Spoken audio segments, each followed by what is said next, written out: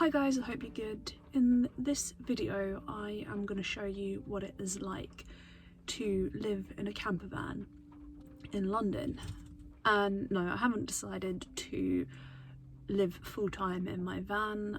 I am just going to spend a week living in my van just to kind of see if it's possible, show you what it's like and some of the challenges that I may or may not face. Why am I doing this? I don't know. Maybe I'm running out of video ideas, maybe I'm just a bit bonkers. Maybe because I think a lot of the van life videos that you see online don't really give a fair account of what it's actually like, because it's not all chasing sunsets and waking up in the mountains. So I want to explore what it would actually be like to live a normal life and try to live in a van at the same time. So a few of the rules that I've set for myself for the challenge this week: I must stay completely within London, so within the M25, that's what I'm classing as London. I can only park up in places that are accessible to the public, so for example, I can't sleep at the car park at work or any other private car park that I've got access to, no sleeping on people's driveways, things like that. And if I'm honest, I'm absolutely dreading it. I think some of the challenges that I might face is storage space. I've had to really think about what I pack and what I don't. I'm a bit worried that I won't find places to park, or that I will get caught or challenged for parking there, but we'll see. The worst thing would be getting woken up in the middle of the night and being moved on. This is a bit where I'm supposed to say that I'm looking forward to it. We'll see what happens.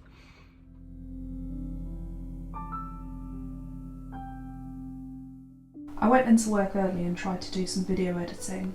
I didn't get much done because I kept getting distracted by my actual job. I filled my lockers with wash stuff, valuables and my work clothes. After work I headed to camogie training. If you're not familiar with camogie, it's an Irish stick and ball game, and I train with my team twice a week. After training I caught the train back to my van.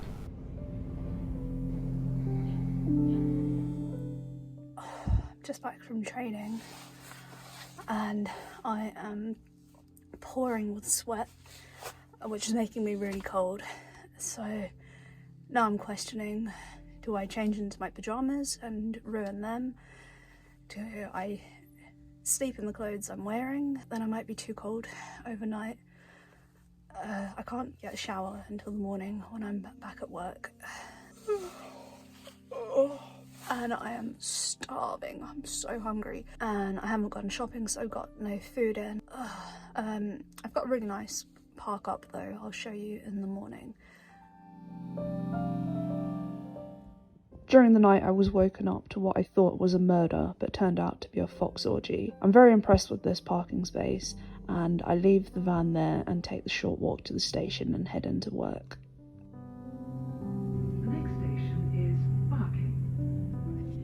I did end up changing last night because it was too cold.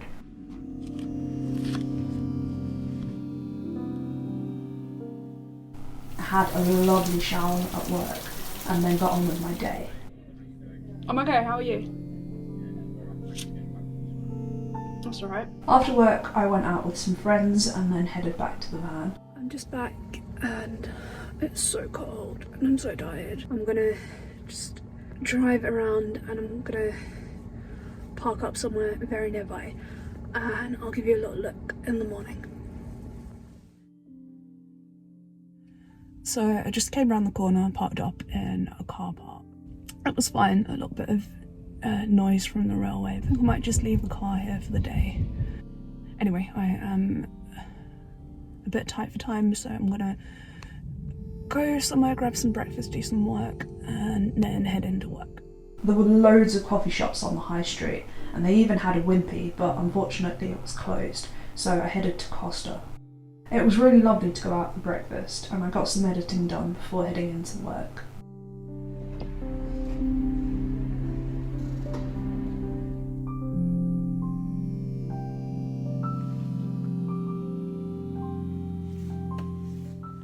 After work I had training and then I spent the night on an industrial estate. It was very cosy.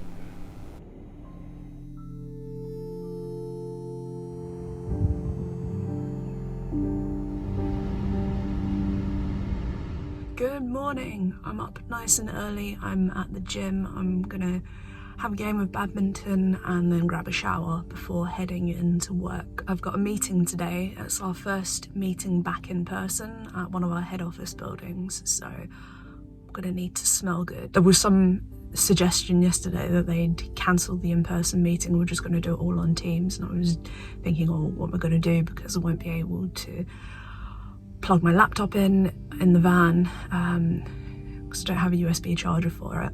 I slept really well last night, so that was good. I need to tidy up the van because as I was driving here now, there was stuff crashing and flying everywhere, so yeah, need to be a little bit more tidy. My legs are so heavy from last night. I had a really good session, but yeah, I don't know, my legs are tired just because of that or because I'm doing more driving. Anyway, I'm gonna get on with my workout and I'll check back in with you in a bit. The gym's near Romford. After badminton, I parked a bit nearer to the station and headed in. They have a laundrette here, which is very handy. I could have done with getting a service wash done whilst I was at work. The meeting was mostly uneventful. It was tricky trying to pack clothes that would be smart enough but also would survive being stuffed in a storage box in the van. I didn't have anything planned for the rest of the day and I was a bit anxious over what to do. I drove to a lovely wooded area near Averley and Upminster. I went for a walk through the woods. My intention is to sleep here, but honestly I was really nervous. What if someone knocked on the van and moved me on? Well, maybe I'd die from embarrassment, but I'd just apologise and move on. But what if people see me getting into the van and sleeping? It's not wrong or illegal, but it feels like I'm doing something wrong. I'm scared about being locked in the car park overnight. I'm scared about it being so isolated because I would never dream of going to the park or the woods after dark. It's funny because out of London I will sleep literally anywhere in the van.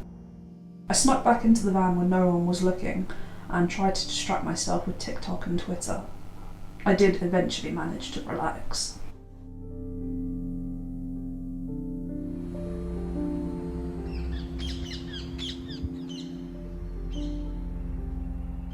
Well, I survived the night and headed for work. We've got a team meeting today, which just so happens to be in the same room as my meeting yesterday. It was a good meeting, and afterwards we went bowling and enjoyed some refreshments.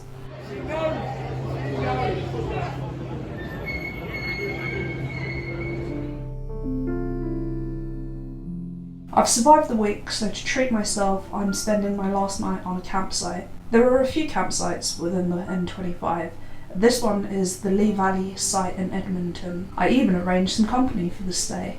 It's Loverboy, aka Vandemonium, aka David. After a good natter, we had a look around the site. There were so many different vans, loads of self-builds. There were some tents and even glamping pods. There was another Ford Connect that I was desperate to see inside.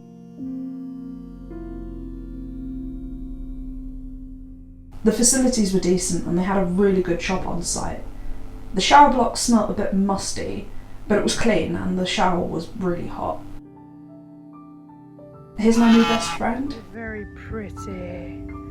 Yes, you are very pretty. Yes, you are. Yes, you are. Yes, you are very pretty. You're gonna eat me. Are you? Are you gonna eat me? They even had a golf course on site. I'd need a roof box for my golf clubs if I wanted to actually live in my van. We went for a walk and I kept pointing out potential stealth camping places. I see them everywhere now.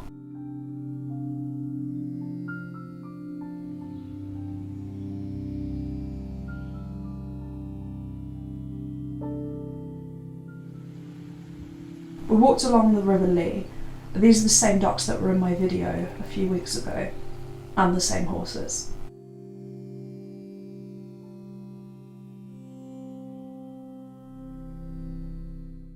We stopped off for dinner, and of course, David had to film his food. How was your dinner?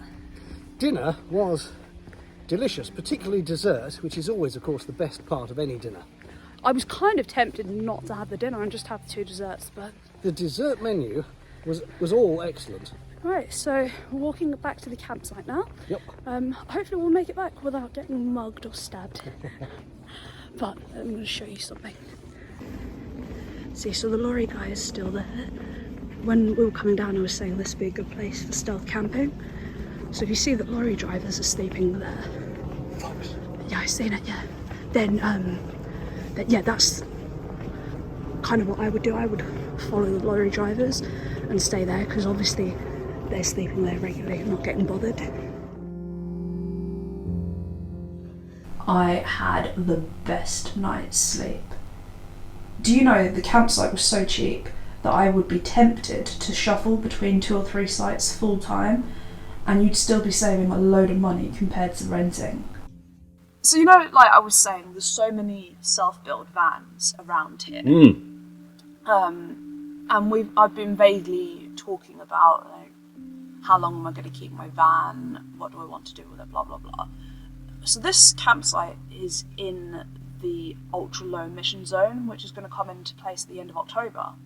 Is it? Yes. Because I had to check my van on the Transport for London website before I got here, and it said, no, you're in the low emission zone, and it did say something about expanding the ultra low up to the North Circular. I don't live in London, I didn't know where that was, and I didn't know, this is within that zone. Yes, so it's a huge area of London. Oh, nice dog.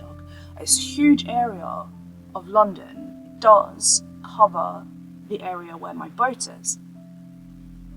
Do you get some kind of annual voucher as a Londoner? No. So you'd still have to pay a daily charge? Yeah, it's astronomical. Just for having your van? Yeah. How new does a car have to be to pass the ultra low emissions requirement? With a petrol vehicle, it's around about anything after 2006. The diesel, this is what's going to affect They hate diesels. van people. Yeah. At the moment, it's pretty much anything after 2016. Oh. Right? Yeah. And my concern is, what if they change the criteria again? Yeah. So now I'm thinking, what do I do? Do I keep my van and do nothing and just never drive into London? Do I upgrade and buy a post-2016 van, which I kind of would like to do, because then it will have other features that I don't cruise have. Control Cruise and control, automatic box and air conditioning, all the modern stuff. Yeah, rather than winding the window down, it would be nice to have aircon, parking sensors. Yes. Blah blah blah. All Heads the up rest display, of it. self-driving. So I've been looking, and then I like my van, so I'm looking at the newer version of my van. Yeah. But then I'd be looking between 15 and 20 grand. Just for the van? Just to buy it. Wow. Then I would have to do the conversion on top of it. Yep. So I can't afford to do that. Do I buy a newer van and just put an airbed in the back of it and do it as and when I go? Do I try and find a ready converted van? I can't go any bigger than I am due to parking restrictions where I live. Or then I'm thinking completely like off the wall. Loads of people seem to be into car camping. Just buy a car and do car camping. A nice big estate car or something with a big enough boot that you can... Well, there's even people on TikTok that are doing car camping in Fiat 500s. Are you sleeping in the car, or did they simply take a tent with them? No, they're sleeping, living in the car. Well, I've always wanted to convert a Citroen Berlingo, which is a car, but with a big boxy shape. A lot of people do them. You can get pre-built units, boot jumps that go in the back that turn it into a camping vehicle. And whilst that wouldn't be quite right for me, that kind of thing, and the seats are designed, the back seats are designed to be unbolted and taken out. Yeah, so if you want Lingo, the whole the space, Fiat Doblo. I lie. They fold down, don't they, the back seats? They fold flat into the floor, and then you can use all that space. So that's what I need to find out about the new Ford Tornado Connect. Because it's a van-based car. It comes as standard with seats. Right. My van would have originally had seats. Yeah. So I want to see,